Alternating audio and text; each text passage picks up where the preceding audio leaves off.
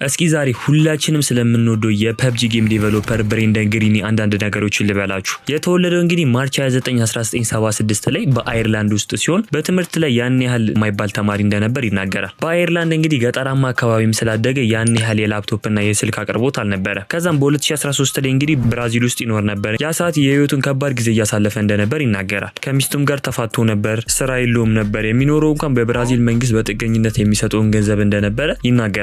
አብዛኛውን ጊዜ ጌሞችን ሞድ በማድረግ ትንሽ ጌሞችን በመስራት ብራዚል ውስጥ አሳልፏል ማለት ነው። እናም አንድ ቀን እንግዲህ ሰርቫይቫል ፊልም ካየ በኋላ አርማት ወይም ደግሞ ዴይዜድ የሚባል ጌም ይሰራል ማለት ነው። ሞድ የሚያደርጋቸው ጌሞች እንግዲህ ታዋቂ ሆኖ የኮሪያውን ክራፍተን ካምፓኒ ይመለከተዋል ማለት ነው። እዛም መጥቶ እንዲንቀላቀላቸው ይጠይቁታል። ስራም ስላልነበረው እንግዲህ ክራፍተን ጌሚንግን ካምፓኒ ይቀላቀላል ማለት ነው። ከዛም እንግዲህ በ2017 ዓመተ ምህረት ላይ የራሱ ፈጠራ የሆነውን ፐብጂን ከክራፍተን ቲም ጋር በመሆን ይለቃል ማለት ነው። እጅግ በጣም ብዙ ጣውረዶችን ካሳለፈ በኋላ በፐብጂ ብቻ እንግዲህ ቢሊዮን ዶላሮችን መስራት ይችላል ማለት ነው። እስኪ ሁላችንም የምንወደውን ጌም ስለሰጠን ደብሊው ግሪን እያለን ኮሜንት ላይ እናስቀምጥ ማለት ነው። ቪዲዮውን እንግዲህ ፐብጂ ለሚወደው ጓደኛችሁም ሼር አድርጉለት። ይመቻችሁ።